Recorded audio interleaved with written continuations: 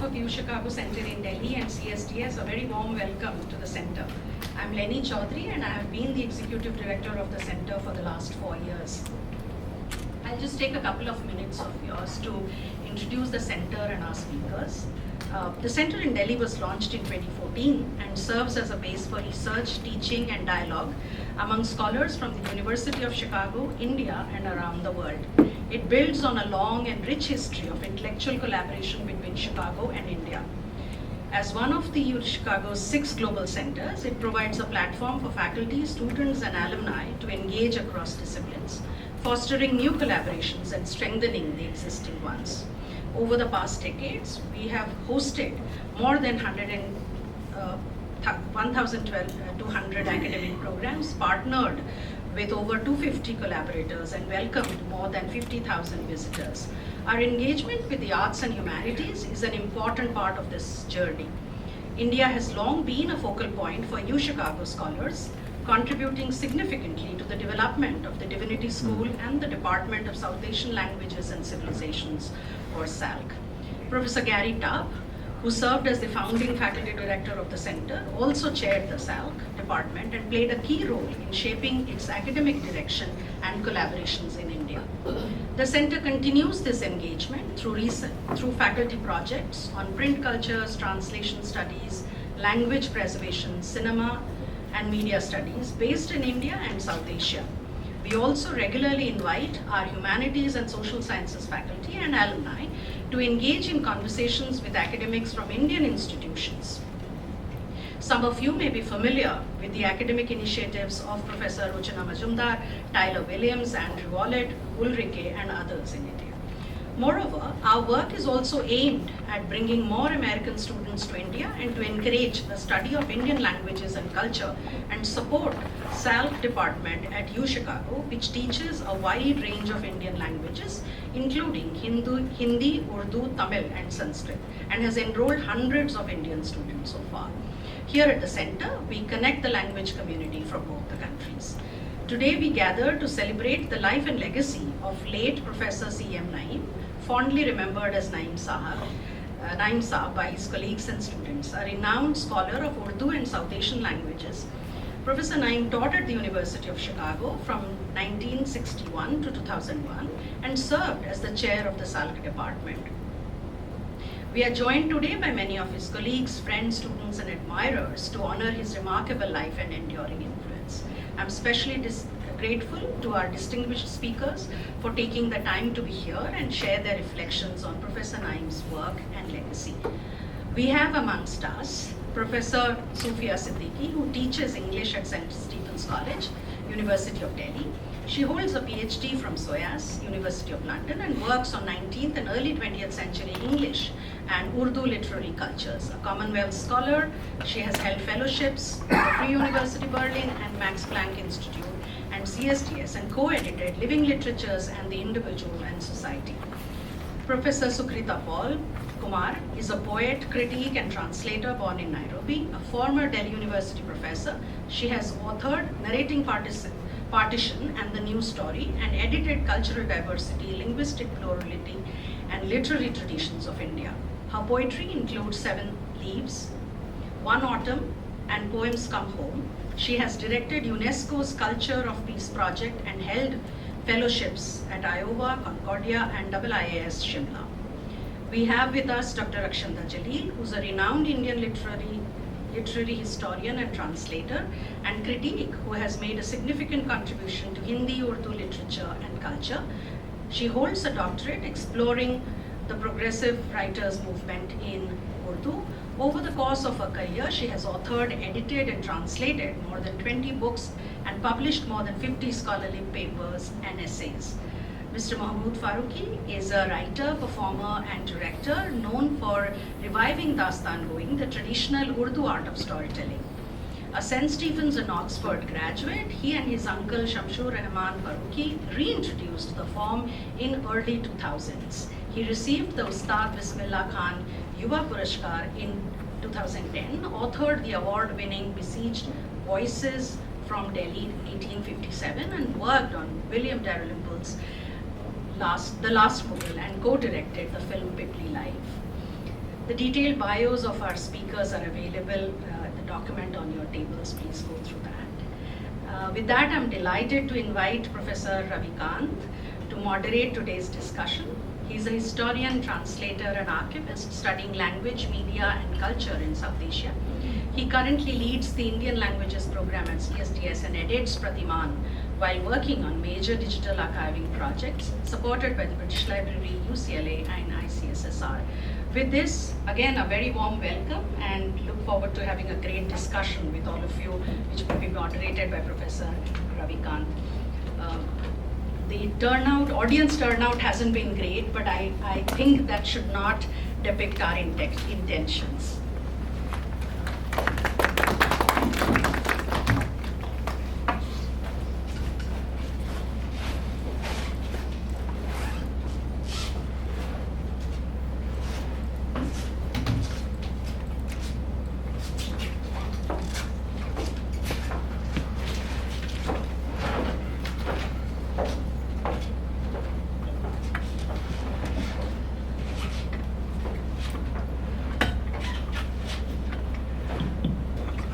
Hello. Okay, friends, thank you, University of Chicago Center. Thank you, Leni. Thank you, Zuakshi. And thank you, Praveen Rai from CSDS, who have set it up. And thanks a lot for turning in today. Because it's a bad day, Delhi government has declared a holiday today. It's a Chhath Puja also, the first day of Chhath Puja. A lot of people will fear traffic jam in the evening, especially those who come from across the Yamuna.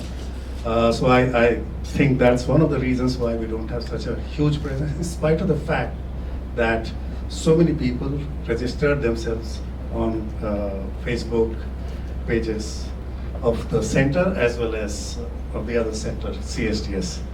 So it's a great honor and privilege to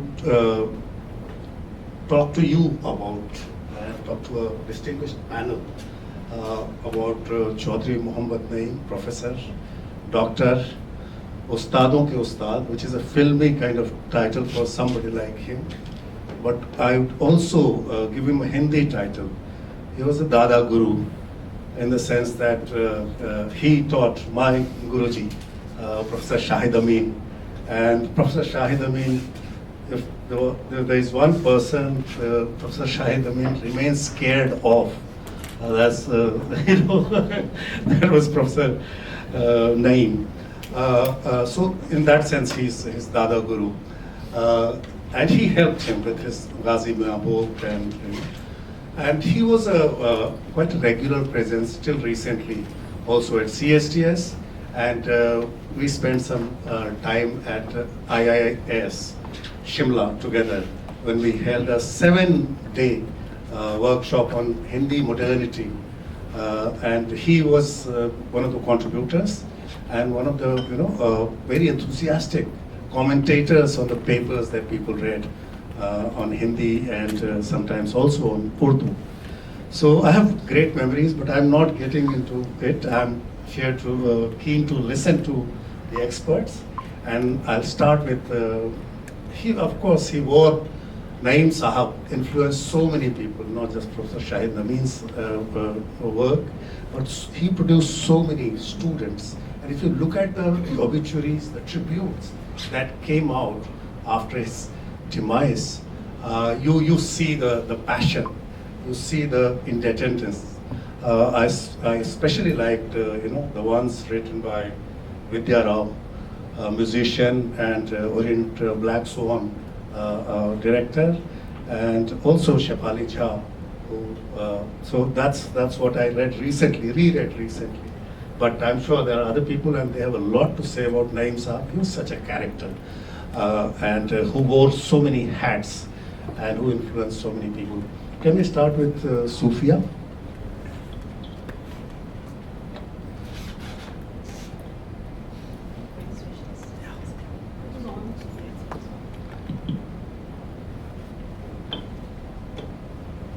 My personal interactions with Naim Saab were neither intensive nor extensive.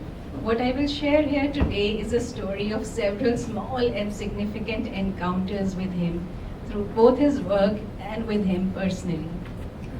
My first introduction to CM Naim was when I serendipitously stumbled upon a collection of his essays, Ambiguities of Heritage, Fictions and Polemics, at a book fair in the early 2000s.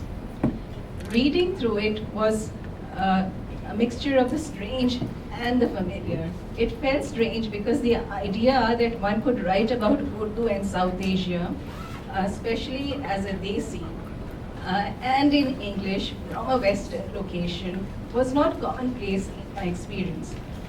And it was a minor epiphany.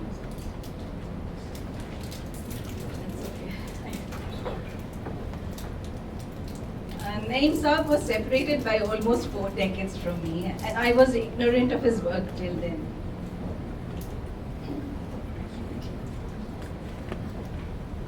Yet his writing had a curious quality of familiarity for me too. The breadth of his engagements, his obvious commitment to a liberal worldview, his meticulous attention to factual detail, the unpretentious and yet sure-footed way in which he would present his analysis regarding whatever the matter at hand was. These were all traits of an intellectual culture that felt familiar. In 2008, I started working on my PhD on materials related to the rebellion of 1857. My growing interest in 19th century Urdu literary cultures inevitably led me to engage further with Naim Saab's work. I remember thinking through the detailed and painstaking argument he made in an extensive essay, Ghalib's Delhi, a shamelessly revisionist look at the popular metaphors. In this article, in the best scholarly tradition, Naim Saab paved the way for others to work and indeed actively exhorted scholars to look in certain directions. Retrospectively, one can see how other scholars such as Professor Mushirul Hassan and Professor Amrit Barnau, in their work on 19th century Delhi, were able to follow and enrich the trail illuminated by him, in turn impressing and inspiring younger scholars like me. Very soon, my engagements led me to another abiding topic of interest, male Muslim modernity via 19th century Urdu literature. In particular, I grew interested in the works of the writer Nazir Ahmed, well known as Dipti Nazir Ahmed amongst Urdu readers. Permanent Black had published 2 of his most popular works in their 19th century English translation, including that of Tawabul Nasu, which now came with welcome scholarly editorial material and an afterword by Naim Saab. But Naim Saab had already been on this trail for some years. His seminal and subtle article, prize-winning Adab, published much earlier in 1983, dealt with Nazir Ahmed's celebrated writings and opened up nuanced questions about their place in the world of Urdu reformist writing in the colonial context.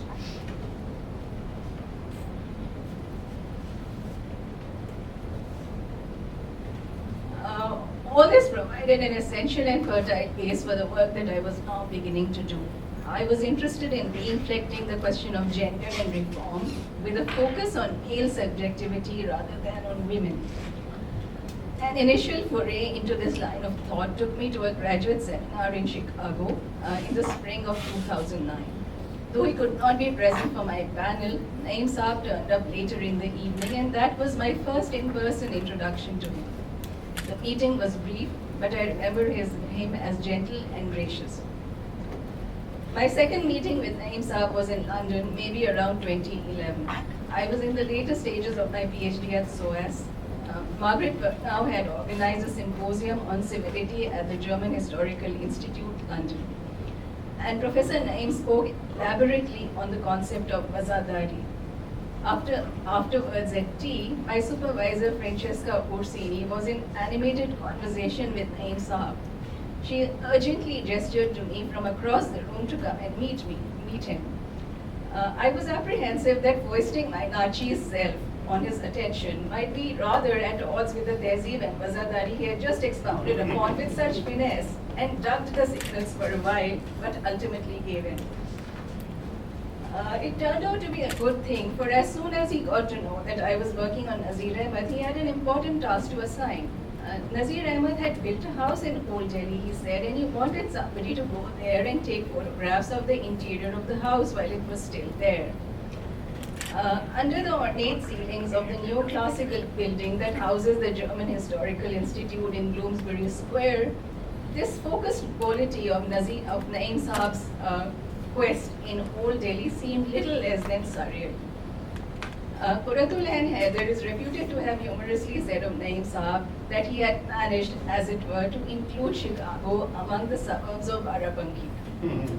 That evening, the focus and immediacy with which he spoke to me about accessing Nazir Ahmed's house made one feel as if Gali Batashan was simply a few streets away from Bloomsbury Square.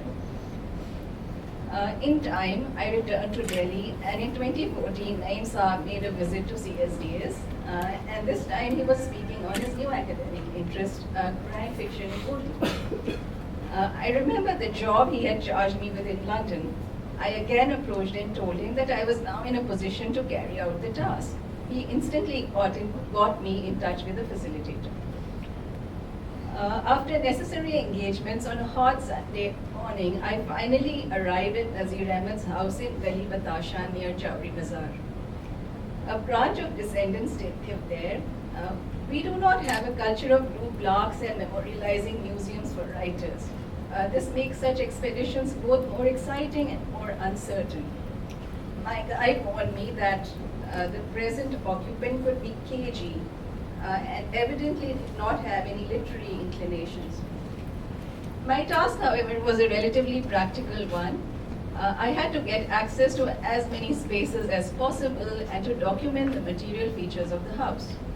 The possibility, according to Naim Saab, was to draw a connection between Nazir Ahmed's reformist agenda for women and the layout of living spaces. It was a fascinating excursion. At the end of it, I was able to put together a range of photographs as well as a basic hand-drawn plan of the house. I also discovered a fading inscription above the main doorway, which mentioned a date after Nazir Ahmed's time. This challenged a sense of certainty regarding the building and renovation history of the house. According to Naim Saab, nobody had noticed that inscription earlier. Since the last knowledgeable descendant had also passed away, it was now difficult to decipher its exact implications. Thinking back to these exchanges related to Nazir Ahmed, I registered an author that I have come back to repeatedly in past years and continue working on. I also see Naim Saab, who mapped the roads in signal ways and kept emerging at various junctures like a genie with a lamp. For the purpose of this tribute, I pulled out our email exchanges. I find that when I report the curious inscription on Nazir Ahmed's house, he remarks in his characteristic direct style, "Congratulations, you are quite a sleuth," finding inscriptions that no one seemed to have noticed earlier. I remembered smiling at the word sleuth applied to my excursion to Gali Batashan. One couldn't help thinking that it must have reverberated from Naim Saab's then current preoccupation, detective and crime fiction. And when we come to think of it, maybe that's what literary critics and historians of 19th century Urdu are, sleuths piecing together fascinating clues. It is befitting then to conclude simply by saluting Chaudhry Mohammad Naim Saab, a Sardar of literary sleuths. Thank you. Okay. Wonderful, Soofia. Naim Saab, it's obvious, built many bridges across generations. His house was a kind of place where students came and they met older students and younger students. They met in places like Delhi, but other locations as well. Naim Saab was also a bridge between Hindi and Urdu because he wrote primers for both. He prepared readers for both languages, and he also worked on fascinating topics like how the 1965 war was covered by the Indian press and by the Pakistani press, by the Urdu press and the Hindi press across the two nations in 1965. And he already predicted a parting of ways between the languages, full of insights always. And he never, held back. He said everything that needed to be said with utmost integrity and honesty. Whether people like it or not, he didn't really care. So Sukrita, who said he will talk about Naim Saab in the way she knows her, a man who lived different language worlds. So Sukrita.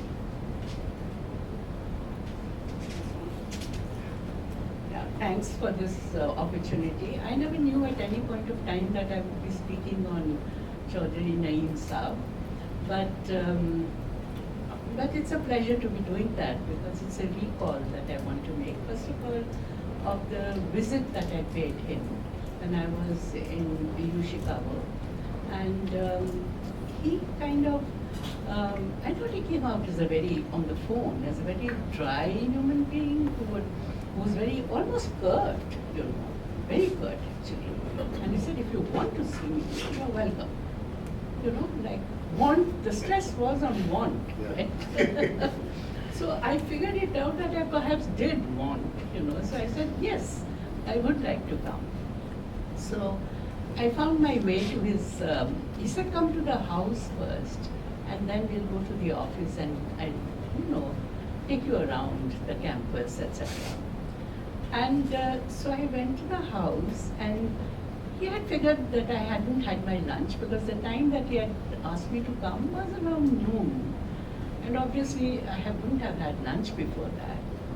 So he had all the ingredients of, what he was going to make for me right there set up, in the kitchen, which was, didn't look very hospitable because it was too managed, in the sense everything labeled and not hospitable to me because I'm used to very chaotic kind of an environment in the kitchen in particular, and hardly ever do. When I do, then I create a chaos there.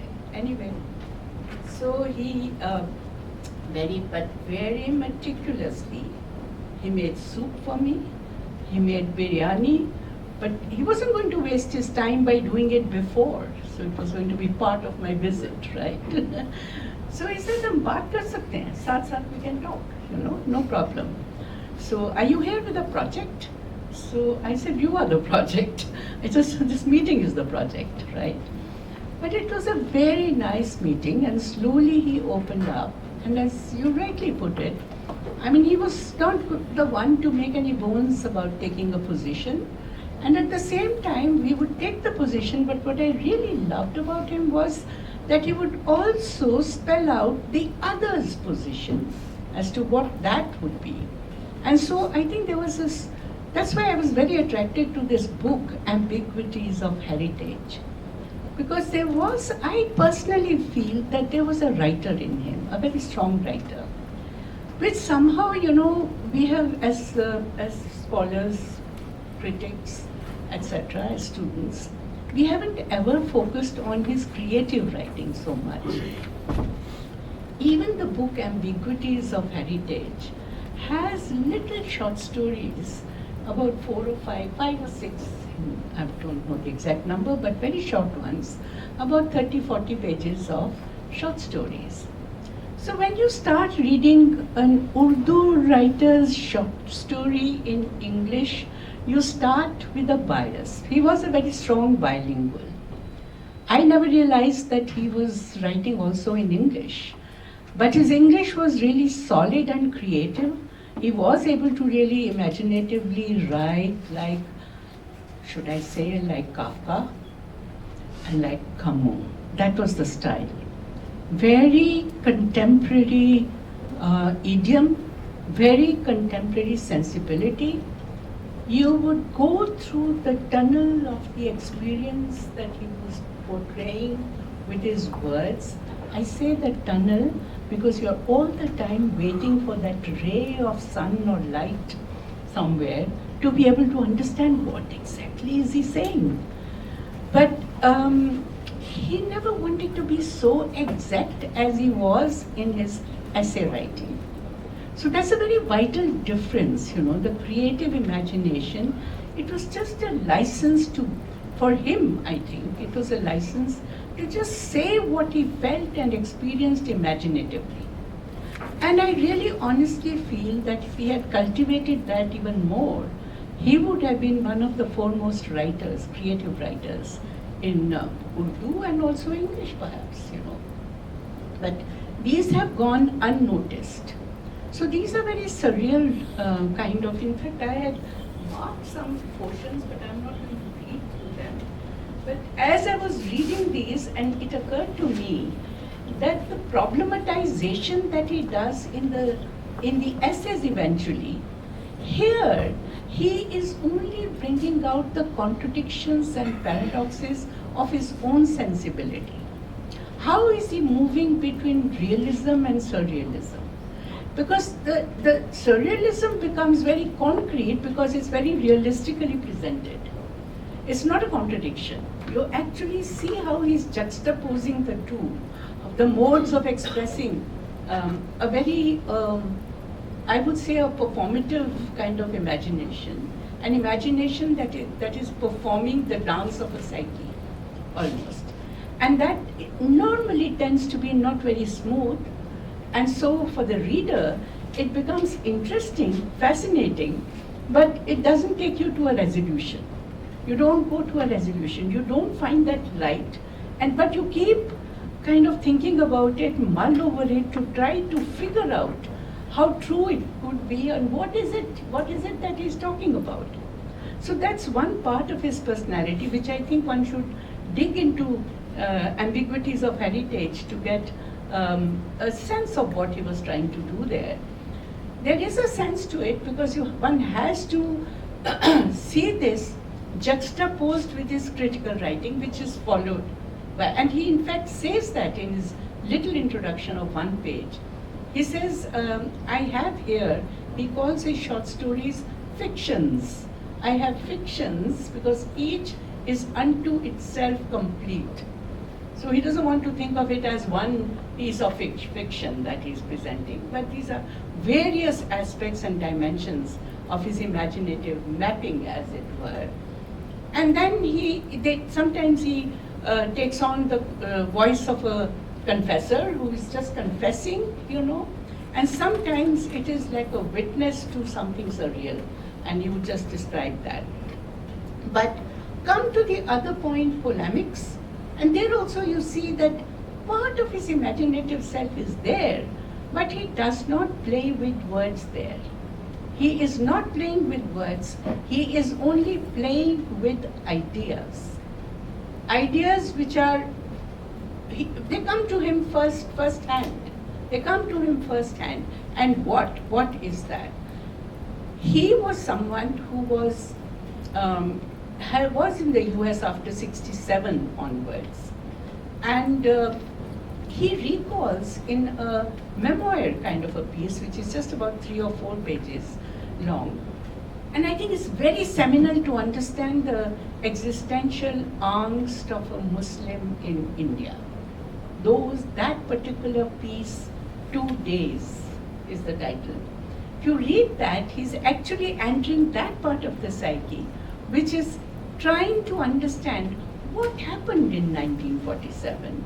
And he very, very clearly describes as to how, as a young person, very young person, he goes out sloganeering. And he says, Pakistan Zindabad is going on. And at some point he says, he copied his other companions who said, Dar ke hum lenge Hindustan. Dar ke lenge Hindustan, pa liya hai Pakistan. So he wasn't dissociating the two. Getting Pakistan somewhere, if you were to dissect that, because he plays that up, that you got the Pakistan part, but we haven't finished the job yet. It's not as if Pakistan had already, but it had just been declared. But mentally, the acceptance of the kind of acceptance that he portrays in this essay, 2 Days. So he talks about, look ke wahan pe, those moments he's talking about, those lameh. What does he experience while he's sloganeering?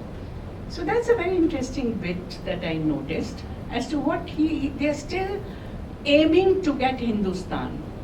Lad ke lenge wo, you know. While wo to ho gaya, Pakistan has happened, because it had already been announced that it would come to be. So that was one part. And the other part is when he talks about his existential experience and fear when Gandhiji was assassinated. And that point comes out very beautifully, that his father, and it was a large family, and his father comes home with a very terrified kind of an expression, saying Gandhiji is no more, he has been murdered. And then he wants everybody to hide somewhere or the other in the house. And he says nobody is going to open the door, and they are very, very scared. And he does a kind of a build up to that scare of a Muslim family immediately after the news spreads that Gandhiji has been assassinated. They go on like that for nearly hour or an hour and a half till they get the news that it was that Gandhiji was not assassinated by a Muslim, it was a Hindu who did it. And immediately doors open, windows open, and the atmosphere in the house changes. But look at the subtlety. He says, that fear that we experienced, it's not as if that has gone. The traces of that fear remain. And then he goes on into his polemical essays. And he talks about an Indian Muslim, he talks about the condition of Urdu, he talks about the combative position of Urdu with Hindi, he talks about the problematics of trying to define Urdu language. And it's done so well. If he's giving you one position, he's also tracing out the other positions. And it is for the reader to work it out, what you might pick and choose. I'm not going to go into all the details, but he's using data, how many Muslims speak Urdu, and it's not as if all Muslims mandatorily know Urdu. He says it's a myth, that's not right to be saying that basically to put Urdu into the lap of only the Muslim. So he talks about the etymology of Urdu, and I think the kind of mind that he has, a very logical mind. The logical mind is kind of unraveled in the essays very beautifully. He builds up argument after argument on that score. So I have a feeling that this book, yes, it made some kind of a noise at some point, and he has a little essay, a little piece on the satanic verses. He has a piece on Taslima Nasreen in this. And I'm not going to sit and paraphrase all of that, but what I notice is that he was very forthright. He would take a position, and he would also give the other's position, and that is what I always appreciate in a writer, in a critic, and to pass on that kind of a legacy. And so if it is ambiguities of heritage, we welcome such ambiguities, because no certainties are really certain. Thank you. Thank you, Sukrita. Because I used that memoir, that specific thing that you retold us, so I'll retell the story the way I remember it. Is it also in another version, letter from Barabanki? I don't remember. I think so. It was published in Annual of Urdu Studies, and in that version, what we hear is that the family actually gets out of the house and they are traveling to possibly a safer place, and they stop over at a petrol pump where there is a radio, because I have an interest in radio, and there the radio announces that the killer was Hindu and not a Muslim, and then the relief that the family, maybe it's a briefer kind of memoir. Similarly, the sloganeering that these people did as kids in Barabanki school is also reported in some detail in another place, perhaps letter from Barabanki, where the headmaster, who's a Hindu, but these guys are making a lot of noise, pro-Pakistan noise outside the boundary. They are boycotting celebration in Indian independence, celebration of Indian independence. So the headmaster actually calls them inside the premises and distributes mithais, sweets, to them as well. And I'm basically saying, this was the headmaster's way of saying that, it doesn't really matter. So, I mean, what does this tell us about Naim Saab is that he was a living archive of a time that we don't have anymore. A living archive in which so much literature also lives. And he used his own archive of literature, literary archive, to connect that world to our own world. With his own critical eye, he was very left-leaning. This is also obvious from some of the pieces that he wrote for popular consumption in the Outlook, in the Open magazine, and on the blogs, etc., etc. He also paid tribute to the leftists of the times gone by. For example, one of the essays that I read. So, and of course, a great translator, Zikre Mir and so many other works into English. So, may I invite Rakhshanda Ji, who's another prolific translator, great translator of Urdu works and Hindi works, and like Naim Saab, a bridge across languages. Ravi. So, I think for my generation of writers, translators, those who work in and around Urdu, who access Urdu sources, who make Urdu accessible primarily to English readers, it wouldn't be wrong to say that he was the Ruhe Rawan, Mere Karwan, jaisa aapne kaha, Ustadon ke Ustad. There was all of that, and one has benefited enormously from his work, I'll come to those things in a bit, but let me just say that my very first meeting with Naim Saab was not a very pleasant one. Must have been 89 or maybe 90. I was working at the ISE, and some well-wishers had engineered this meeting at the ISE. Barely sat down, barely ordered a coffee, and I think the agenda of the meeting was कि मुझे इन्हें persuade कीजिए कि ये बाहर जाएं और पढ़ें. We barely sat down when Naim Saab said, अरे ये पढ़ के क्या करेंगी, शादी कर लीजिए. I thought that was a very strange thing to say to a young woman. And the matter ended, and it was, I think, a fiasco for meeting, first meeting. We met again about maybe 15, 20 years later. By then I produced a book which he seemed to have liked. We met at some seminar in Lucknow, and he took the trouble to tell me why he liked that book. And then we started a kind of a correspondence. I wouldn't go so far as to say it was a friendship. It was a correspondence, because he was a great one for writing emails. And he was a thorough gentleman. If he came across something, let's say I'd reviewed a book, he would make it a point to write back and say, "Meri kitab ka aapne review kiya, acha laga," वगैरह. And he would point out, very specific reasons and so on.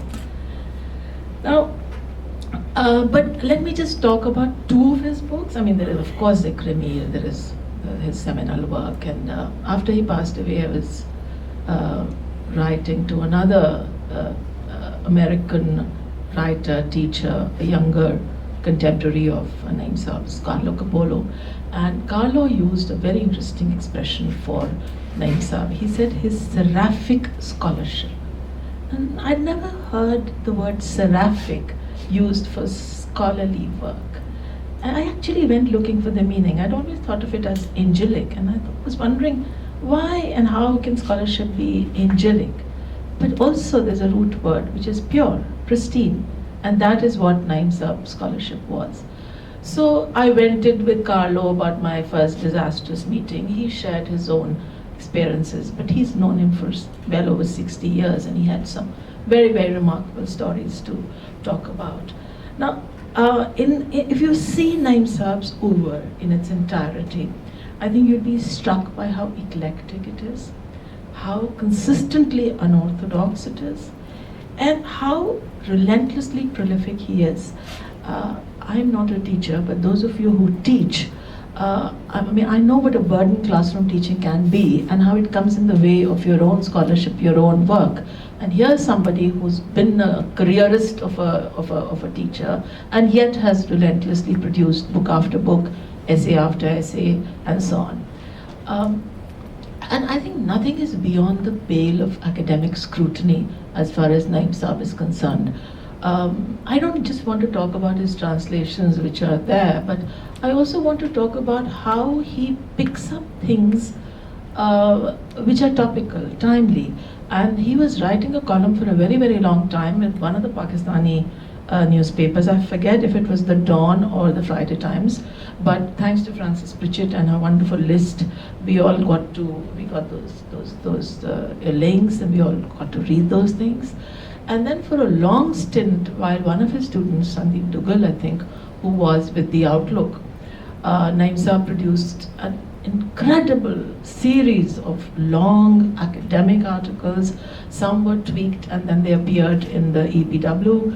I remember in particular Hazrat Mohani, the Maulana who loved Krishna. And in fact, I'll come to that later, but my own interest in Hazrat was really piqued by that one singular article, which was so remarkable. I also want to flag his bilingual ease, which you have mentioned too. There is, for a native Urdu speaker, he's writing with great felicity in English. There is an older, I want to flag two contemporaries, an older and maybe, was Shamsur Rahman Farooqui sahab his immediate contemporary, or was he younger? A little younger. So let's briefly talk about two people who have influenced my generation of people who work in and around Urdu. An older contemporary would be Ralph Russell, older by, I would imagine, 15 years or so. The patron saint of those of us who translate. Naim Saab was 1 year younger. 35 is Farooqui Saab. Yeah. So Ralph Russell would have been about 15 odd years older. So he is, but across the pond in UK, this is what he's doing, and while teaching, talking about Urdu. But Ralph Russell's work, apart from his 2-volume autobiography, is largely, I think, confined to the essays he wrote, not so for Naim Saab. There are, of course, the essays, the editorials, the journalistic as well as academic essays that we see in his case. And the other person is Shamsur Rahman Farooqui Saab, as Mahmood is saying, younger by a year. Farooqui Saab is 35 and Naim Saab is 36. Okay, right. Now, we see a similar bilingual ease in the careers of both of these gentlemen, and we also see something which is very remarkable and which is very, very sort of luminous for people like us who follow in their footsteps, which is, this distinction that an older generation of critics, especially Urdu critics, I must say, had made between high and low literature. We do not see that distinction in their work. Like Farooqui Saab, Naim Saab has also written extensively on the crime fiction that Soofia, you mentioned. I quite like that book. I read it very closely. In my own family, I'd seen various people reading Jasusi Dunya and so on. And there was never this furtiveness to it. I mean, it was read in the open. ये नहीं कि आप बहुत पढ़े लिखे हैं, आलिम फाजिल हैं, तो आप जासूसी दुनिया नहीं पढ़ सकते. ऐसा बिल्कुल नहीं था. And so also with Farooqui Saab, we see his translations. And it is he who, through his translations of Ibn Safi, makes these novels available to a larger non-Urdu reading readership. So, the other thing I meant to add earlier before I come to crime fiction is that Naim Saab is a remarkable archivist of his own work. He kept this website. And today, now that he's gone, should you need anything, this is a remarkable space to actually find a whole bunch of things that he's written and which he has stored for posterity. Coming to the crime book, crime fiction in Urdu, he himself calls it a labor of love and an exercise in nostalgia. And he gives it a very interesting title, which is An Informal History. And then the book begins with this incredible, I think in my mind it's at par with Jane Austen's Pride and Prejudice opening line, a man in need of so on. The opening line is, crime may not have come to India with the British, but crime fiction certainly did. I thought that was charming, and that sets the tone for the book, really, and you just, it pulls you in. It's a wonderful opening line. So there is Naim Saab's boundless curiosity, and that when it is coupled with his wide and varied reading. Here is a man who thinks कि वो चाहे जातक कथा हो, चाहे वो अखबार की cuttings हो, कहीं ना कहीं से आपको मवाद मसाला मिल सकता है for serious scholarly scrutiny. So this reading, which is vast, varied, and across genres, I think this is remarkable. And this nostalgia for a kind of detective novel. Again, he is mindful that there were detective novels in other languages. He flags those for our concern. I mean, there were detective novels being written. Tarun Saint has also brought together this anthology where he talks of Tamil and Bangla and other languages. Naim Saab has flagged those for our attention, but his interest primarily, and he's chosen a very strange date. I don't have the years with me, but something like 1890 to 1950. I mean, it's a curious date to have, and such a precise date to bookend your study of crime fiction in Urdu. So while he confines his own study to Urdu, but he is drawing our attention to the Collie Wilkins and a whole bunch of other writers that he's read. Very briefly, the other book, again a later book, I don't want to talk about Zikr-e Mir because I think that's something we've all read, we've all admired, and we have nothing but praise for it. The other book, 2022, I think, comes out from Orient Black Swan, that is A Most Noble Life. Now, I'm struck by the literary ingenuity in a book like this. What would have been no more than a mazmoon numa, essay? There's a autobiographical piece which forms the kernel, the central part of the book, is a very short autobiographical essay by a woman called Ashrafun Nisa Begum. And it says how I taught myself to read and write. All very well, but we've encountered these things in Gail Mino's writing. We've encountered these things every time any scholar working between Urdu and English has talked about women's journals, women's digests, early readers. We've also encountered this in people who are working, let's say, in Bangla, how women taught themselves to read. कि वो धुआं से भरे हुए kitchen पे पहली दफा उंगली से उन्होंने अक्षर बनाए. All of these we've read. But here is somebody who plucks this central idea and places it in between the covers of one book. He calls it A Most Noble Life. And this one essay by Ashrafun Nisa Begum, he translates. He pads it, to use a clumsy modern word, but it's not mere padding in this case. It is extending the scope of what would otherwise have been a very slender essay. And that is why I use the word literary ingenuity, because I think it's a very clever in a good sense, way of doing things. So there is this one essay, and then there is a biographical piece by a younger woman who was Ashrafun Nisa's student, a woman called Muhammadi Begum, again whom we've encountered elsewhere. But what we encounter Muhammadi Begum along with her husband as co-editors of a very influential literary magazine. But here what Naim Saab does is he talks of the sorority, the friendship, the comradeship between women, regardless of age. Muhammadi Begum is 30 odd years younger than Ashrafun Nisa Begum. But he picks on these things that somehow have eluded other very, very, very good, very rigorous scholars. He also, as it were, keeps extending the scope of this article by talking about what was it that propelled this woman from Bijnor to not just teach herself Urdu, to read and write, but to become a teacher, and how she makes this journey from Bijnor to distant Lahore to teach in the Victoria Girls High School there, and makes another set of friends very different from the young women she might have known in Bijnor. And all of these things are picked up. Ananya, you were there at this conversation we were having just the other day at the Sundar Nursery, where Ranjit and I were talking about translations, and this business of footnotes came up. Now, maybe unknowingly or consciously, I cannot say, but I'm deeply, deeply inspired by Naim Saab and his great, relentless love for footnotes. We see them in a lot of his work. And again, this business of extending the scope of whatever's being said on a given page is given to you by a footnote. And Naim Saab makes ample use of footnotes all through his diverse kinds of readings. In this book, A Most Noble Life, I think the footnotes are delightful, because the text itself is didactic, it is very sort of earnest. The footnotes are anything but, you see? So on the same page, you have two tones running like two parallel tracks, the didactic occasionally rhetorical, which he can't fix because his job is only to translate. And as a good translator, he knows his brief. His job is not to fix the essentially rhetorical nature of that writing. So he lets that be, but he adds another layer of meaning by providing the footnotes, which also on that one page give you two tones, two tenors. I quite like that.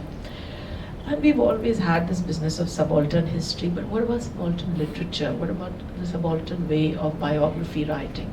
And I think there are lessons to be learned from Naim Saab. Again, in this one book, A Most Noble Life, where he talks about Mohammadi Begum's life, and he goes to the trouble of, I think, one of his many frequent trips to Lahore and to Pakistan, where he must have found these newspaper clippings about the Victoria school. And on the basis, of course, he gives us those clippings in toto as they appeared in the newspapers, but on the basis of those archival newspaper clippings, he also, what shall I say, like a jigsaw puzzle, pieces together a kind of a historical sketch of the school, the demographics of those who came, the kind of students who came to study with Ashrafi Begum.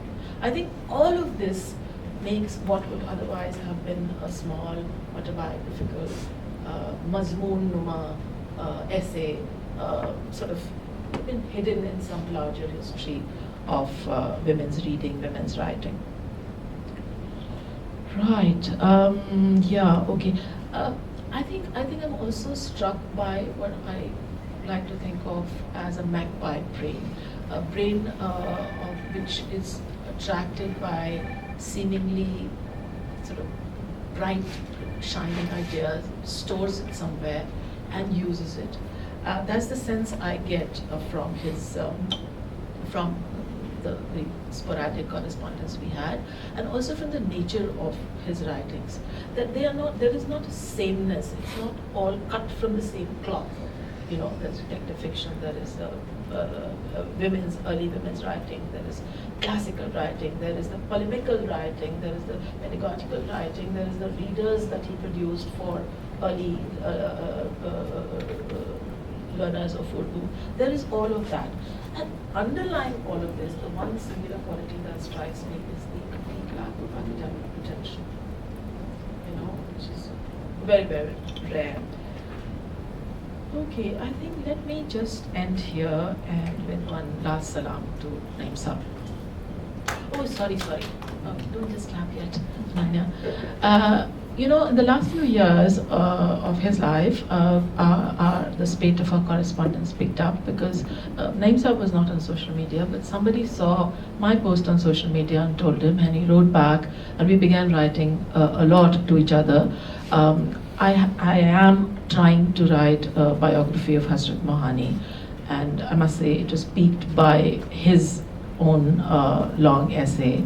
I encountered Hazrat when I was working on the Progressors, but regrettably he was no more than an occasional footnote in the larger history I was trying to put together. But it was always there at the back of my mind that Hazrat deserves a book on his own, and then reading his essay and then seeing the contradictions. It's always fun to write about somebody who has many layers, and Hazrat has far too many. He's often very contradictory. The last few years of Naim Saab's life, we would write to each other, and he was very generous in sharing from his archival sources. So every now and then he would send me. It's translated the present. It's just coming out, I believe, posthumously, because he sent me the draft with very strict instructions. कहीं इस्तेमाल मत कीजिएगा, अगर कीजिएगा तो पहले मुझे बताइएगा. साहब आपके पूछे बगैर कहीं नहीं इस्तेमाल करूँगी.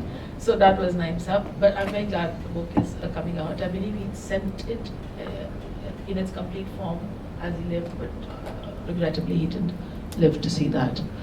Thank you. Thank you, Rakhshanda, for your fine reading of some of the great texts that Naim Saab wrote.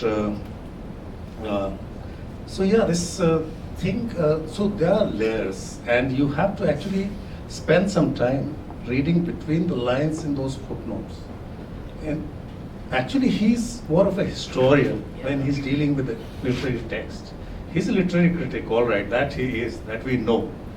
but he works like a historian. That's what, He also I teaches like. us why must we be one or the other. Yeah, exactly. Except that he tells, Shefalija, what is it the point of theory you anthropology people do? Because there are some disciplines that teach you, that you need to do theory. So that's what, and another point that he makes, and she cites him, is, and I'll quote her, one of the biggest compliments I had from him after a workshop paper was, "Bhai, this was disappointing. I understood everything. I think you will need to rewrite it." तो मैं समझ गया सब कुछ, तो आपको तो फिर से लिखना पड़ेगा. इतना simple scholar तो नहीं लिखता है ना? So that was his point. Okay, so he was. I heard a lot of the papers that you are talking about Soofia, Wazadari, but also Tirath Ram Firozpuri in Urdu also at Ghalib Academy. I heard him, and it's another experience. But also on Asarut Sanadid, what a fine reading of a monumental work by Sir Syed Ahmad Khan. So it was a great journey, not just reading him, but also listening to him as a very serious scholar. He left us all astounded on so many occasions when we heard him, and he always had something or the other to give us and give directions to all of us. So Mahmood, who has done Dastane-e-Mir also, if you haven't heard it, please do. And he also, we forget that Mahmood is a historian and a researcher who does a lot of research before preparing the Dastans that he does. So, and of course he knows, he's known Naim Saab quite closely. Mahmood? Thank you. Thank you very much. So, I mean, Naim Saab and Farooqui Saab were very close friends, and I will come to the nature of that friendship also. I was looking at Farooqui Saab's papers and correspondence. I spent about a week, 10 days, many years ago, and their correspondence goes back to the 60s. Naim Saab, and then later on, there were a lot of emails also from Naim Saab. Naim Saab was a very voluminous correspondent, as all of us know. And as this Mushahidat-e-Zinda, I had written something, and he told me that he was translating it, and the text itself is quite small. I mean, it's not about 100 pages or so. So I think Penguin is bringing it out. I put, Primus is bringing it. Yes, Mr. Verma. I actually have a little bit of a role to play in connecting him with Mr. Verma and bringing this book out. But I was looking forward to reading it, not so much for the translation, which obviously would be exquisite, but precisely for the context, the exact note-taking, the footnotes, and the bibliography, the apparatus that he would assemble around that book, which that book itself, as far as present memoirs go, is an outstanding account, because that is a separate topic of discussion, but it's written around the same time that Aurobindo Ghosh is in prison, and Aurobindo Ghosh's prison experience and Hasrat Mohani's in Zikr-e-Mir, उनके हमारे दादा फौजदार थे. He showed कि ऐसा कोई फौजदार हो ही नहीं सकता था, उनके दादा फौजदार थे. My father was a great Sufi, so Nisar Farooqui dug out the lineages of Sufis in the 18th century from everywhere and said कहीं मीर के बाप दादा का कोई नाम मिलता है. And as they say, Farooqui Saab used the word, it's total gabastic. So all that inventions by me. So Naim Saab brought that.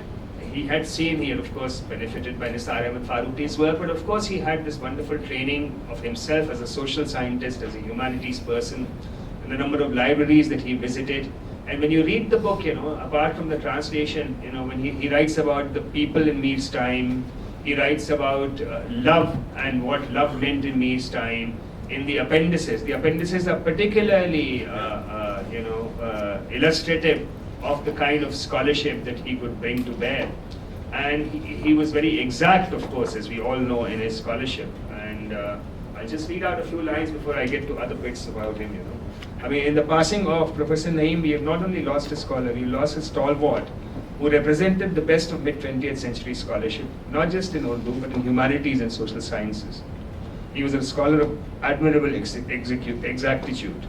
He did not put in a comma or a full stop or a source or an information unless he was fully satisfied with the historical record. His book on Mir is a tour de force simply because he not only translated the autobiography very faithfully, but he also unearthed all the references to the personalities, to the characters that appeared in his memoir, and he cited historical sources for them, and he found the correct context in which to put them. He was also, of course, the first one to put all the risque jokes that Mir had included in his autobiography, which most people had excised until then. But he had no compunctions or qualms about including them in the autobiography, and he translated them. He was the first one to write about same-sex love in English, as far as I know. He wrote about rekhti, he wrote about pederasty. He was, of course, the doyen of Urdu studies in North America. But because he was in North America and he was not in South Asia, I feel, he was able to understand and transcend the kind of parochialism that afflicts Urdu scholarship. Which means not only that he was not only did he not shut his eyes to Hindi, but also to the social context of usages of Urdu, for instance. He was not self-satisfied only with his literary scholarship, is what I meant to say. He could place Urdu in a global context. He was very attached to Urdu, very reverential to it, but he could also, he could see the social context of language, who was using it, what is Urdu journalism like now and in the past, who was consuming this journalism in what manner, what uses were this language and linguistic politics being deployed to. And unlike many other scholars and Urdu writers, he did not also shy away from taking on religious controversial questions, as we know. And his stance was often not aligned with the orthodoxy. He was unorthodox in that sense. And he was secular in the sense that, his association with Urdu was in terms of its literature, its consumption, its social place, not just as someone who was head and heels over its poetry or linguistic or literary flourishes. He had a full context of Urdu in mind. So when he presented Urdu or Urdu scholarship or aspects of Urdu, he brought that cosmopolitanism, that internationalism through which it could be viewed as a language. He was attached to language, he was attached to its literature, but he could see it as a language not necessarily always connected to identity. We all know how much time he spent in the last few years as, let's say, a journalist or a social commentator, trawling Urdu newspapers, trawling various writings about Muslims, about the Indo-Muslim identity, about Urdu, and he was in correspondence with, with a fair few people. I think he must have been writing at least 100 mails every day, I would imagine, at least. And this is not, this is about various social, political issues every day in the last 20 years, And I sometimes joked with him, आपके साहब के नदीम साहब retirement के बाद से कौम का ख्याल बहुत ज़्यादा उनको सता रहा है, तो ऐसा होता है, उनके साथ होता है, तो मगर वो बहुत उनका वो था, and he of course he's sometimes मैं एक दो बार उनको भेजा इसी, there is a Urdu word called jasarat, which means that you are sort of being a bit presumptuous, or you're taking a great leap. So मैं कुछ भेजने की जसारत कर रहा हूँ आपको, and he always returned them with exact comments, which you didn't particularly want to hear, but there was no escaping what he knew and how he practiced scholarship, for me, one faint praise that he gave in my 1857 book, I had written about how they kept talking about the newspapers and the writers kept talking about East India Company ka sitara gir gaya. So I had built upon that in the introduction ki Iqbal gira hai. Iqbal se Firangi mulke awadh liya hai. There is that folk song. So I wrote about how that perception of the Iqbal had fallen, and therefore people attacked the British with greater impunity. And he said in the margins, "You're on to something," which remains for me, a high point of my scholarly career, and himself saying you were on to something. So he was, of course, as we know, he was not sentimental and in any sense, and he never gave you a quarter, and just whatever friendships you may have had, whatever you may have not had. And when I wrote about Farooqui Sahab, his obituary, and I sent it to Naim Sahab wrote back saying, about Farooqui Saab's great work on Mir and all the poetics that he has dug out and what poetry meant and what poetry was practiced and everything. Sher Shurangez and Mir and Naim Saab's very matter-of-fact response is, Mia, these are games that people play. These are games that people play. These literary theories, this one-upmanship and what is correct, what is not correct. At the end of the day, these are all literary games. Not just what Mir and his contemporaries were doing, but also the battles that Farooqui Saab was having with the progressives, or usne ye kaha, aise kiya. So he could see all of this in a long historical perspective. Naeem साहब के बारे में हम जानते हैं कि भाई वो किसी को अपने पुट्ठे पे हाथ नहीं रखने देते थे इस मामले में, बिल्कुल मतलब बहुत अक्खड़ आदमी थे और किसी भी तरह से कोई किसी नो वन कुड टेक और गिव क्वार्टर ऑफ हिम। तो एक बार वो दिल्ली आए थे तो मैंने खाने पे बुलाया उनको, तो उन्होंने कहा आप तो ये दिल्ली वालों की तरह आप तो 11 बजे खाना लगाएंगे। मैंने कहा नहीं, मैं 9:30 बजे खाना लगा दूंगा आपको। तो वो 9:30 बजे खाना लगाना, तो खाने के पहले फारूकी साहब और नईम साहब, मुजीब रिजवी साहब भी थे, शायद अमीन भी थे। तो वो सीढ़ी ही चढ़ रहे थे तो नईम साहब ने 23 को 23 कहा, तो फारूकी साहब उनके पीछे पड़ गए। मतलब वो सीढ़ी चढ़ते चढ़ते ही वो धमाका हो गया कि उन्होंने 23 कहा, उन्होंने 23 कह दिया, उन्होंने 23 कह दिया। वो बाराबंकी के थे, इलाहाबाद के लोग। तो अगर 9:30 बजे मैंने कहा ठीक नहीं साहब 9:30 बज गया, मैं खाना लगा रहा हूँ बिल्कुल आपको। So I manage to hold on to that. एक बार ऐसी फारूकी साहब के घर पे था, वो आए 1 बजे, आते ही वो बैठे बिस्तर पे, उन्होंने बैठते ही कहा जनाब आपने कहा था 1 बजे आप खाना खिलाएंगे, 1 बज गया है। फारूकी साहब से उन्होंने कहा ये बात। So he writes few lines about Farooqui sahab in one of his mails. हाँ भाई, सालों का साथ था, शायद 1969 से या शायद 71 से। 71 तो बखूबी याद है, लखनऊ में थे, रिवर बैंक कॉलोनी में रहते थे। मैं अपने बेटे और बेटी के साथ जाता था। अफशा और 12 भी बच्चियां थी, मेरी उनसे अच्छी निभी। मैं उनके नखरे नहीं बर्दाश्त कर पाता था, मगर वो मेरे नखरे हंस कर बर्दाश्त कर लेते थे। दोनों को एक दूसरे के खुलूस नीयत पर कोई शक न था। मैंने किसी तरह अफशा और 12 को चंद सतरें लिख भेजी थी, आपके नाम भी ईमेल लिखा, लेकिन फिर भेज ना सका, बेईमानी सा लगा। आपका खत आया तो ज़रा देर को आंखें नम हो गई। अब तो बस सन्नाटा ही सन्नाटा है, कम से कम मेरे हम उम्रों के लिए। लेकिन ये भी जानता हूँ कि नई नस्ल से मायूस होना कुफ्र से बदतर है। खुश रहें, आबाद रहें। Then there is one he wrote me a mail. This is talking about the eclectic range of his scholarship and his interests. उन्होंने वो डिटेक्टिव वाली किताब लिखी, उन्होंने मोहम्मदी बेगम, आखिरी दिनों का ही काम, मोहम्मदी बेगम की किताब लिखी, उन्होंने मुशाहिदात जिंदा ट्रांसलेट कर रहे थे। उस बीच में उनका एक मेरे पास मिल आया, भाई I well remember reading in Hindi an account of a pilgrimage in 1857 at the height of the rebellion. A humble man starts from Jhansi, and I knew, of course, Maja Jhansi Pravas, Maja Kashi Pravas, Runal Pandey ने translate किया. Travels to Kashi, he gives vivid accounts of the fighting at Jhansi and of the places he visits, including a detour to Lucknow. I even took notes. Now they seem to be lost, and I remember neither the title nor the author. Hence this cry for help. And the book is, of course, lovely, and Runal has translated. Runal ji has translated it very well, and of course, मतलब मेरे लिए उसमें और भी एक पहलू है कि वो 1857 में जयपुर लिटरेचर फेस्टिवल पे मृणाल पांडे, मैं और विलियम डालरिम्पल एक पैनल पे थे, और हम तीनों ने 1857 में बोला। उसके बाद एक खातून ने लिखा कि इन लोगों के होते हुए मृणाल जी महफिल पूरी तरह लूट ले गई। तो वो किताब ऐसी मेरे दिल पे नक्श थी, जैसे इन्होंने पहले 2 लाइन लिखे तो मैंने कहा ये तो वही किताब है। एक अशोक वाजपेयी की मैं किताब पढ़ रहा था तो उसमें जिक्र आया कि एक ज़माने में महफिल एक निकलता था जिसमें अगे जी का निकला था। अच्छा, इत्तेफाक से मैं जब कैम्ब्रिज में था, मैं अपनी एमफिल कर रहा था, तो मैंने महफिल की माइक्रोफिल्म्स देखी थी, और वो बहुत ज़माने के सारे, मतलब वो प्रीतिश नंदी और कोलाटकर, बहुत तरह के लोग उसमें उस ज़माने में मैंने देखे थे जिनकी चीज़ें उसमें छपी थी, अलग अलग ज़बानों की वो महफिल थी। तो मैंने वो नईम साहब, मुझे पता था नईम साहब का ताल्लुक, मैंने नईम साहब को भेजा।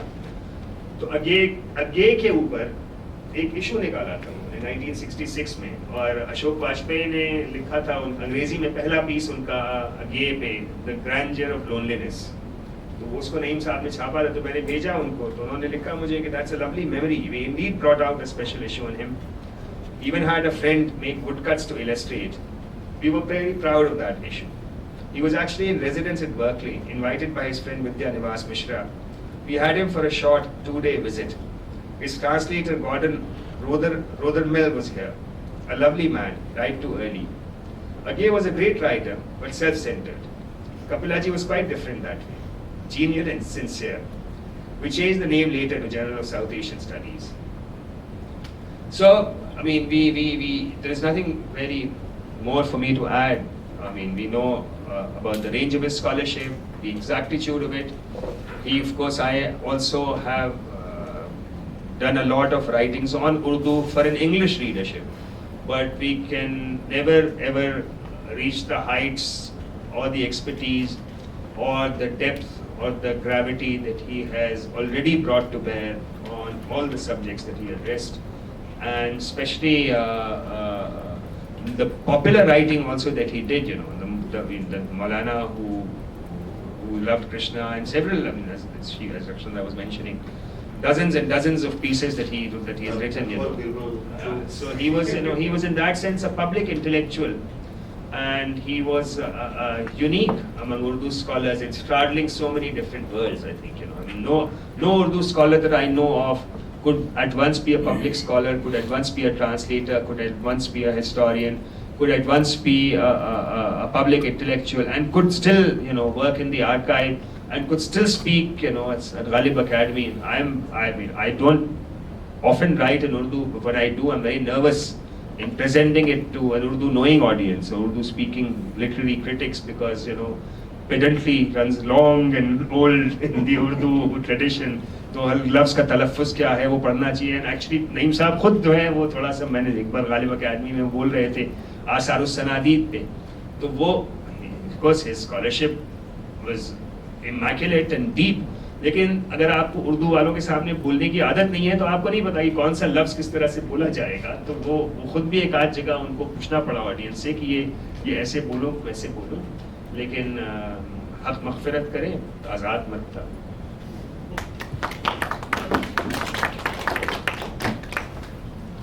बहुत शुक्रिया महमूद. ये जो पाबंदी की बात आपने कही वक्त की, खाने पीने के मामले में ख़ास तौर पर, तो when we were in IIS, when Peter was the director, he had asked us to do a 7-day workshop, and so we of course did the workshop during the day. And then during the evenings we had tea and other things which Ashok Vajpayee would call Ras Ranjan, and we all sat. But the thing was that he would come at the right time, very punctual, and he would come with his own glass. And it was a great moment for us because we had Shimla में हम लोग काफ़ी उनसे सुनने का मौका मिला. He sat during the whole day in the workshop, but also in the evenings, when obviously he was freer and we were all free. But it was a great. One regret I have is that he came with his own glass, मतलब अपने कमरे से अपना glass लेके आते थे, क्योंकि उनको खोजना नहीं पड़े, so that he could get his share in time. खाली. ठीक है, तो एक one regret I have is that Shahid told me that he got a book on Nargis written by somebody called Ram Aurangabadkar, written in Urdu, which Naim Saab sourced from Azerbaijan. And so he got it, and we got it translated into Hindi, and we have it. And I wanted Naim Saab to write a preface of it, so that was not to happen. Nargis. It's a story of Nargis from Nargis's point of view, because Ram Aurangabadkar was a kind of resident journalist of the Jaddan Bai household. Jaddan Bai का दरबार लगता था. She was very important. Manto ने भी लिखा है, ठीक है. And how Raj Kapoor did not treat her so well, I mean that story, and also how Jaddan Bai's mother was a Brahmin widow. And all these, revelations you'll find in that book. It will come out, but we'll never have the preface written by Naim Saab. I think these two journals, trained so many scholars, and they initiated people into the world of Hindi and Urdu, and also the rigors of translation, Mahfil. For those who don't know, it's available online. Each page, it opens page by page on DSAL. What is it called? Digital South Asia Library, right? Mahfil, and also South Asian literature, and of course Annual of Urdu Studies, which she co-founded with Muhammad Umar Memon. So it's great. It was great talking. We can go on about Naim Saab. We all have such memories of him, but we'll have to call it a day. And it was great fun. Thanks a lot for coming here, and thanks a lot to all of you for coming and listening to us. Are there people who want to add to what we have said? New things you want to उसमें कुछ जोड़ना चाहें, कहना चाहें? नईम साहब को जानते थे या नहीं जानते थे, उनकी किताबों से उनको जानते थे, whatever, it's open. Yes, please. Can you have the mic? Yes. Thank you very much, Professor Ravi Kant. I'm Tista Bagchi. I was a graduate student in linguistics at the University of Chicago from the late 1980s into the mid 1990s, and had the privilege of getting to know Naim Sahab, not directly as his student, but as one of our professor figures in the South Department of South Asian Languages and Civilizations, who, despite his quiet dignity, had a way of keeping an eye out on all of us. So that was a very interesting thing to encounter in that kind of a setting of very eminent scholars kind of being the leading lights in each of the departments that I had dealings with. I was in linguistics, I was studying linguistics, but I also happened to be an assistant in the Bengali teaching program of Professor Clinton Seeley and Professor Edward Demak. And Professor Naim was very hands-off of the Bengali teaching program, but he would kind of keep a pulse on people's interest in languages. I was, I came in largely as an outsider to Hindi, other than having studied at Delhi University for my master's, when my exposure to Hindi properly began. But I was still, still quite a fledgling student, informal student of Hindi, as it happens. Then one day suddenly Professor Naim said, will you do me a favor? I said, a favor? Of course, what is it, Professor Naim? And then he said, I need to conduct a proficiency test, an oral proficiency test in Hindi. Would you be one of my examinees? I was absolutely floored, because he's saying, will you do me a favor? And I thought, my goodness, which way is the favor in this instance? So he actually sat me down and pretty much grilled me, in Hindi. It was not on Urdu, it was Hindi, because he was very particular about that. He knew I had no formal exposure to Urdu at all. Okay, whatever else I might have had with regard to Hindi, but he was very exacting, but very precise, and he was actually a model as an oral examiner in regard to being totally precise, quite relentless and analytic, at the same time totally respectful, totally objective, impartial, disinterested in any kind of dynamic that might hamper the examining process. It was sort of a masterclass for me as as someone getting trained in teaching and examining. So this was my experience of my direct experience of dealing with his mind and his ability to communicate and to engage in discussion. And the other thing was that he was chair for a while when I was put in charge of the Bengali teaching program because the professors concerned had to go on, in one case, medical leave, in Professor Dimmock's case, unfortunately, and in Professor Seeley's case, he was due some academic leave. So, I suddenly find myself as a graduate student in charge of this entire teaching program. Professor Naim called me and he said, look, you are in charge of the program, but we also know that you have graduate student burdens of coursework and research. So make sure that you do not get exploited by anyone wanting to take extra courses with me. There were a few students kind of saying, I want to read this Bengali text, that Bengali text, can you spare some time?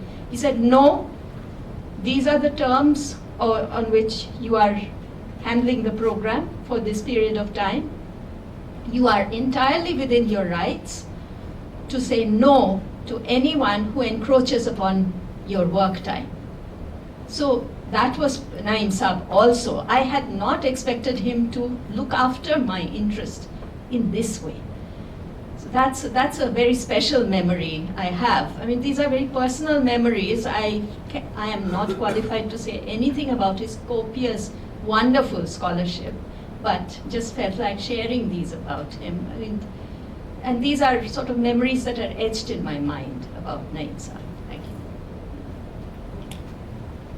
Thank you. Anybody else?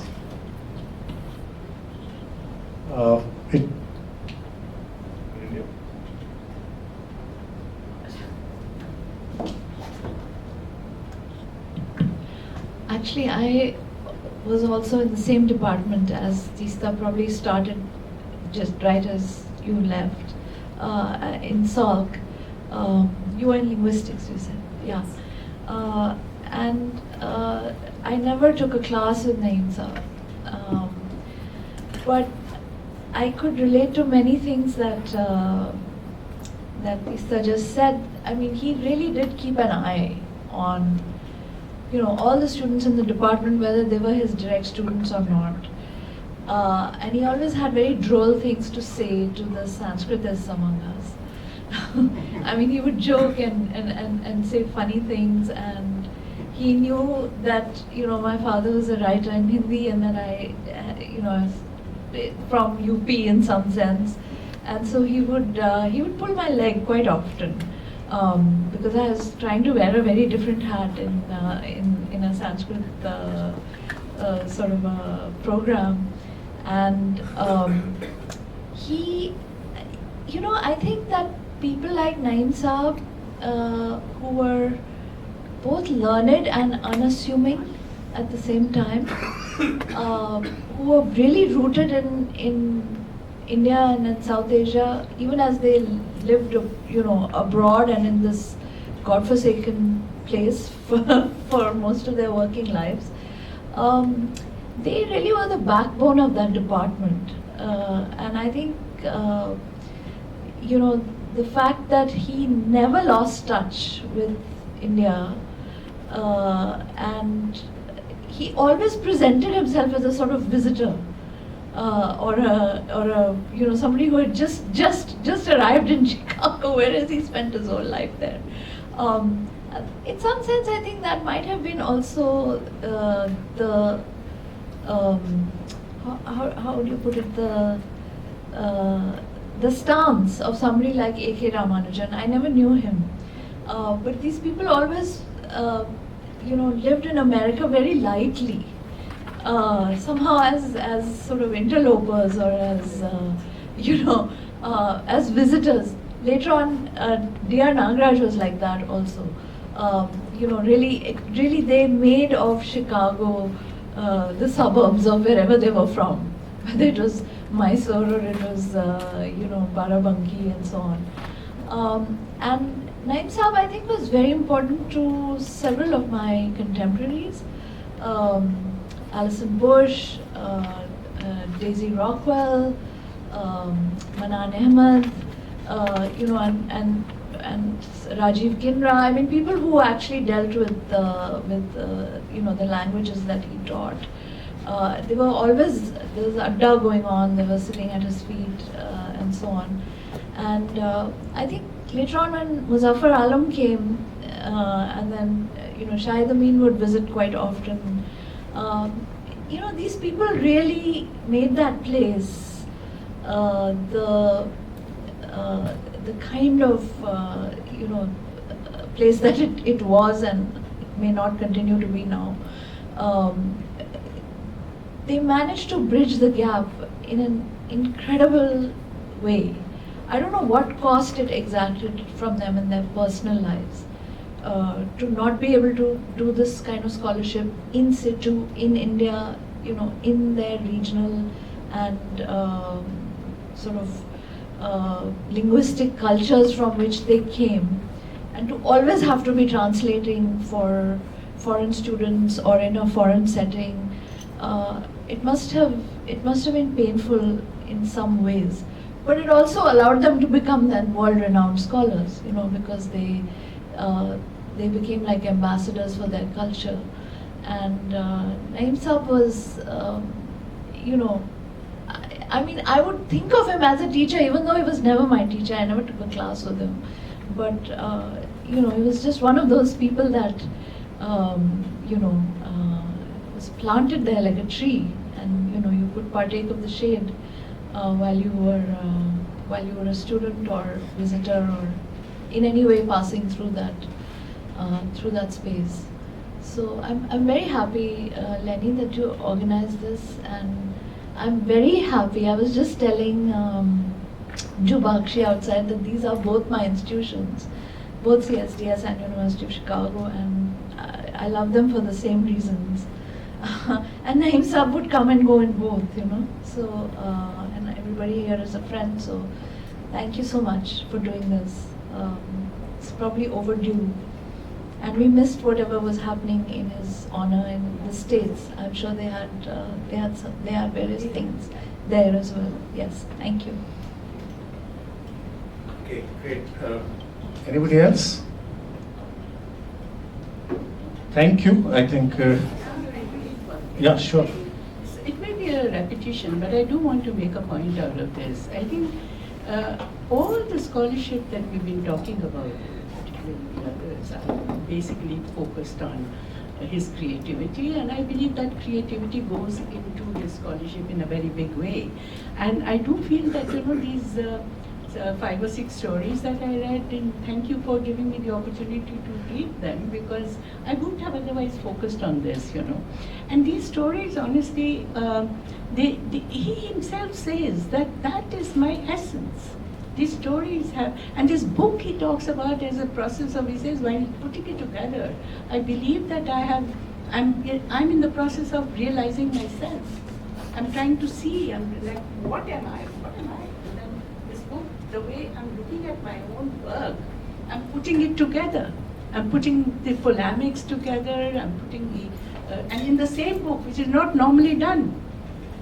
You don't have stories and essays in the same, like he himself would probably think of as somebody else's work. He might criticize, but therefore he gives a logic for it as to why has he put it all together. So it's just one page of preface or introduction or whatever. And I do feel that, and those stories, please do read them if you haven't, because I honestly feel that spark that he has projected there in those stories, that's extraordinary, absolutely extraordinary. And he said it was really literally like one story a year or something that I was doing. I wasn't really doing only that. And so it's that kind of creativity that I think gets pumped into, or is at the background of even his scholarship or whatever kind of writing that he was doing, and all of it comes together. And this wonderful, the way he ends the book about what the other, and what is your approach to the other, with O capital, he puts that out. And that he says, look, we always presume that I am better than the other.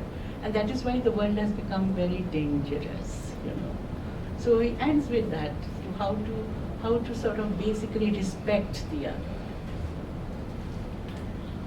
Thank One you. last Yeah, please, thing please. that I Yes. was reminded of is the introduction to Urdu when I was listening to you, because this is a book I had learned some Urdu from Javed Saab from Jamia. Urdu Academy had this course.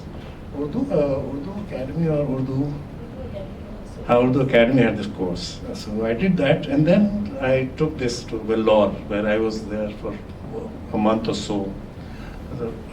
Somebody was getting treated there. And once I went through the entire book, I was very confident that अब तो मुझे थोड़ी थोड़ी उर्दू आती है, because उस्तादों के उस्ताद से अब सीख ली, उनकी किताब से सीख ली तो. And we should also thank his pupil, Deepu Audendra Sharan, who's our director, who was lucky enough to meet him recently when he was in Chicago. And Shefali also went, and they met Naim Saab there, and who put us together. So thank you, Leni ji, Jubakshi ji, and all of you. Thank you very much. Well, Jubakshi and I have been reading about Naim Saab's work, but much later. In fact, we both feel that we wish that we had dwelled on his literature and his work earlier, but better late than never. So thank you very much. I can't thank the speakers enough for facilitating such an academically rich discussion and for peeling off layers of Naim Saab's work and his personality. Like I felt through you, I was meeting him and knowing about his work. And I must thank Soofia. Soofia is the first person who seeded this thought in my mind, and then we started talking about it and dwelling on it. I'm feeling very bad for the people who registered and who did not show up. They don't know what they missed, but we have recorded the session, and it will be available on our website, our newsletter, which goes to about 20,000 people, both in Chicago and in India. And we look forward to staying in touch with you, engaged with you in more such academic discussions. Thank you once again. Do join us for tea outside. Thank you. Thank you.